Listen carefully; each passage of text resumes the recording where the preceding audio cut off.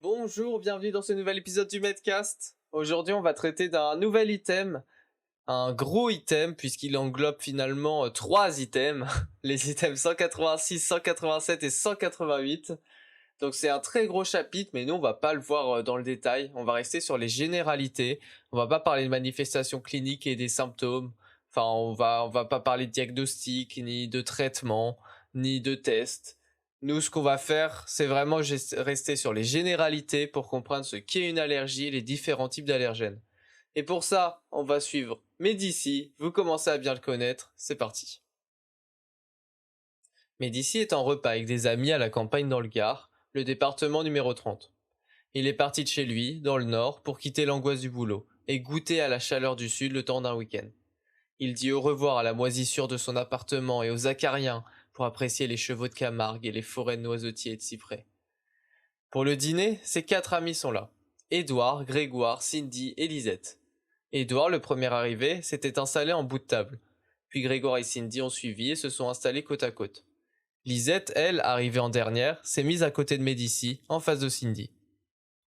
Pendant le début du repas, ils se sont juste raconté leur vie. Grégoire, il a expliqué qu'il avait été hospitalisé car il s'était fracturé le bras. On lui a donné de la morphine, mais il a extrêmement mal réagi, et il a cru qu'il allait en mourir. Et Lisette, elle a pas pu s'empêcher de faire la comparaison avec toutes ces intolérances qu'elle a, et les effets que ça lui fait, en particulier sur sa peau. Édouard, lui, a remonté sa manche de sa chemise en carreau, et il a montré une grosse boule rouge sur son bras. Il a dit qu'il s'est fait piquer par une guêpe il y a quelques semaines, et qu'au moment où il s'est fait piquer, tout son corps avait rougi et enflé. Une vraie galère. Finalement, ils ont commencé à manger. En entrée, ils avaient préparé une salade de fruits de mer, un mélange de crevettes, de crabes, avec un peu de saumon et des œufs durs. Pendant ce passage du repas, Grégoire en a profité pour raconter une de ses histoires de vie les plus passionnantes. Alors qu'il rentrait chez lui, il entend son chat qui miaule en boucle. Il ne comprend pas d'où ça vient et il cherche dans toute sa maison. Dans le salon, rien. Dans la cuisine, rien. Dans les toilettes, rien. Finalement, il va comprendre que les miaulements viennent de la salle de bain. Il entre et trouve son chat dans la baignoire. Son chat a toujours été très petit et il n'arrivait pas à sortir de la baignoire. Il sautait pas assez haut. À chaque fois qu'il essayait, il glissait sur la paroi et il tombait en bas. Il a dû le prendre pour le ressortir lui-même. Depuis, il ferme la porte de sa salle de bain. Je vous l'avais dit, une histoire passionnante. On passe au plat principal. Là, ils se sont fait plaisir avec une énorme côte de bœuf surplombée d'une légère sauce à la cacahuète grillée. Une association étonnante mais délicieuse. Cette fois-ci, c'est Cindy qui a pris la parole. Elle venait d'avoir un enfant. Le père s'en occupait pendant qu'elle était partie en week-end. Peu après sa naissance, le nouveau-né avait attrapé une infection que les médecins avaient pu guérir par des antibiotiques. Depuis, on l'incitait à couvrir l'enfant au maximum, à éviter de le sortir et à prendre toutes les mesures d'hygiène possibles.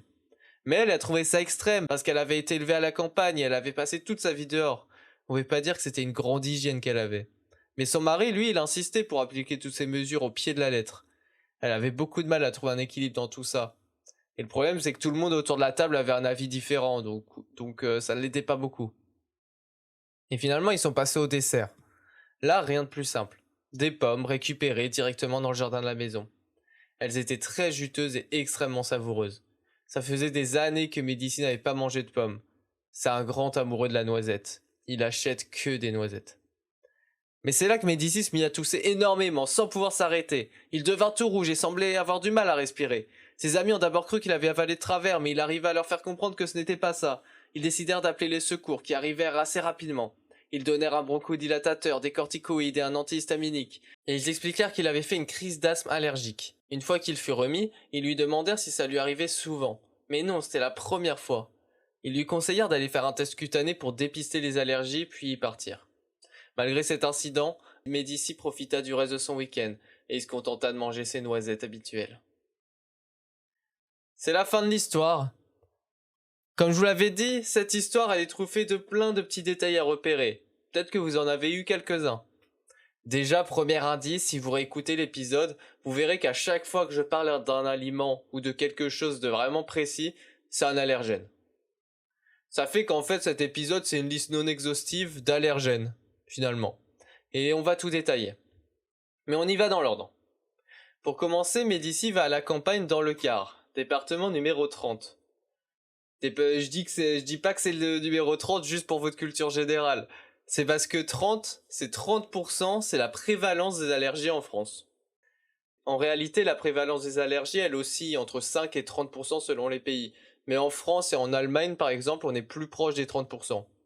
Et c'est un chiffre qui a doublé lors des 50 dernières années. Et je ne l'ai pas précisé, mais petit plus, les allergies, c'est la troisième cause de maladies chroniques après les maladies cardiovasculaires et les cancers chez l'adulte, et c'est la première cause de maladies chroniques chez l'enfant. Ensuite, je dis qu'ils quittent l'angoisse du boulot, la moisissure, les acariens. En fait, j'utilisais le terme boulot dans le sens travail, mais on peut aussi le comprendre comme l'arbre, le bouleau, c'est un allergène. Au même titre que la moisissure, comme l'aspergillus, c'est un allergène, et les acariens, allergènes aussi. Je parle des acariens à ce moment-là parce qu'ils sont plus présents dans les maisons modernes, donc souvent en ville, de là d'où vient Médicis. Et ensuite, il rejoint les chevaux de Camargue, les poils de chevaux sont allergènes, les forêts de noisetiers et de cyprès qui ont tous les deux des pollens allergènes. Petite précision en plus, il quitte le boulot, les bouleaux, pour rejoindre les forêts de cyprès, car il y a plus de bouleaux en territoire continental et plus de cyprès dans les climats méditerranéens. Ce qui fait un peu de sens. Je vous avais dit qu'il y a plein de détails, hein. Je vous avais prévenu. Ensuite, on a les 4 amis, Édouard, Grégoire, Cindy, Lisette. Et en fait, chacun vous rappelez un des types d'hypersensibilité allergique. Édouard, pour les allergies IgE dépendantes. D'ailleurs, il arrive en premier parce que c'est une allergie immédiate, c'est la plus rapide. Grégoire pour les IgG dépendantes. Le début des prénoms, ça a un lien avec, le type d'allergie. Cindy pour les complexes immuns dépendantes, CI. Et Lisette pour les LT dépendantes. Et Lisette arrive en dernier dans l'histoire parce que c'est une hypersensibilité retardée. Puis au début du repas, ils vont se raconter leur vie. Grégoire a mal réagi à la morphine, et en fait il évoque l'hypersensibilité non allergique. C'est lié à une stimulation de l'immunité innée, et il n'y a pas besoin d'exposition préalable. Et en fait c'est les hypersensibilités à la morphine ou aux AINS par exemple. Lisette, elle, a des intolérances, et ça c'est l'hypersensibilité non immunologique par des mécanismes toxiques, enzymatiques ou pharmacologiques, comme l'intolérance au lactose que vous connaissez sûrement. Et enfin, Édouard, il montre sa piqûre de guêpe. Et là, c'est l'hypersensibilité allergique. C'est lié à une stimulation de l'immunité adaptative. Et c'est celle-là qui nous intéresse dans cet épisode. Il y a besoin d'une exposition préalable asymptomatique pour l'activer. Et ici, c'est la piqûre de guêpe qui est allergène. Pour celle de Grégoire et de Lisette, on va plutôt parler d'intolérance que d'allergie. Et là, dans cet épisode, on va vraiment se concentrer sur l'allergie. Ensuite, leur entrée. Ça évoque des allergènes, vous avez compris le mécanisme, les crustacés, les œufs, le poisson, des allergènes. Puis Grégoire raconte l'histoire de son chat, une histoire incroyable, hein. Ce qu'il faut retenir de ça, c'est que son chat était trop petit pour passer au-dessus de la baignoire, et que Grégoire a eu besoin de le porter. En fait, les allergènes, c'est pareil. Certains sont assez gros pour induire une réponse immunitaire à eux seuls. Ils sont assez grands pour réussir à sauter au-dessus de la baignoire. Mais certains vont être plus petits, et ils vont pas y arriver seuls, comme le chat de Grégoire.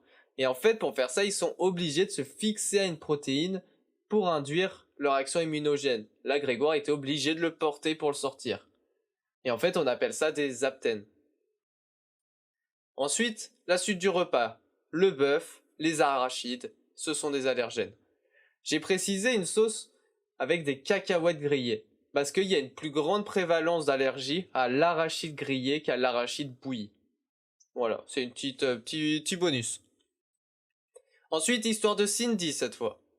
Et là, l'idée c'est de comprendre que les mesures d'hygiène qui visent à limiter les infections des nouveau-nés ont tendance à augmenter les allergies par modification des bactéries de l'environnement. En gros, vu qu'il y a moins de bactéries dans l'environnement, on développe pas assez notre système immunitaire et on développe des allergies. C'est ce qui fait qu'on retrouve moins d'allergies chez les fermiers car il y a plus d'exposition à l'environnement. Mais on peut aussi parler du microbiote. Les allergiques, ils ont un microbiote qui est moins riche et moins développé que les non-allergiques. Et ce microbiote est aussi lié à des facteurs environnement et de mode de vie. Enfin, le dessert, avec des pommes qui sont évidemment allergènes. Et là, réaction allergique de Médicis qui ne mange jamais de pommes. En fait, là, le but, c'est d'évoquer l'allergie croisée. Globalement, il y a des allergènes qui sont présents dans différents aliments. Donc si on est en contact avec une substance allergène, on peut développer l'allergie et l'activer par un autre élément qui contient le même allergène. Par exemple, dans le cas de Médicis, il a pu développer une allergie par le contact du pollen de bouleau, qui contient de la PR10, et l'allergie a été activée par la pomme, qui contient aussi de la PR10. C'est une allergie croisée. Et les secours vont donner un bronchodilatateur, des corticoïdes et des antihistaminiques qui sont des traitements, et ils vont conseiller un test cutané qui est une méthode de test diagnostic, mais j'irai pas plus loin dans les détails. Et pour finir cet épisode, je vais quand même rajouter 2-3 détails. On peut trier les allergènes.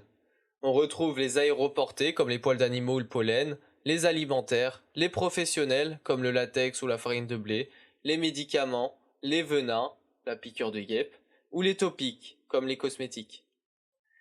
Dans cet épisode, j'ai pas évoqué les graminées ou les herbacées qui sont aussi des allergènes aéroportés saisonniers. Ensuite, deuxième méthode de tri de ces allergènes, c'est les trier par voie d'entrée. Il y a les aéroallergènes par voie respiratoire, les trophallérgènes par voie digestive ou les allergènes cutanés ou injectables. Et dernière petite notion, l'allergie c'est une maladie chronique qui évolue avec l'âge. Souvent elle commence chez le nourrisson avec une dermatite atopique, par des allergies alimentaires. Puis vers 3-4 ans, on a des signes pulmonaires avec un asthme allergique et à l'adolescence on se dirige vers des rhinites ou des conjonctivites allergiques. Et en fait ce phénomène de changement de symptômes ça s'appelle la marche atopique de l'allergie. Mais c'est aussi possible d'avoir une allergie qui apparaît à l'adolescence ou à l'âge adulte sans symptômes préalables, et elle peut perdurer à l'âge adulte tout comme disparaître spontanément. Souvent les allergies alimentaires de l'enfant sont transitoires, alors que celles de l'adulte sont plus persistantes. Voilà, j'ai dit tout ce que j'avais à dire. Bon, c'est un épisode quand même assez costaud, il y a pas mal d'informations. Peut-être que en le réécoutant, vous allez capter de nouveaux détails. C'est possible. En tout cas, je vous remercie de l'avoir écouté et je vous souhaite de bonnes révisions.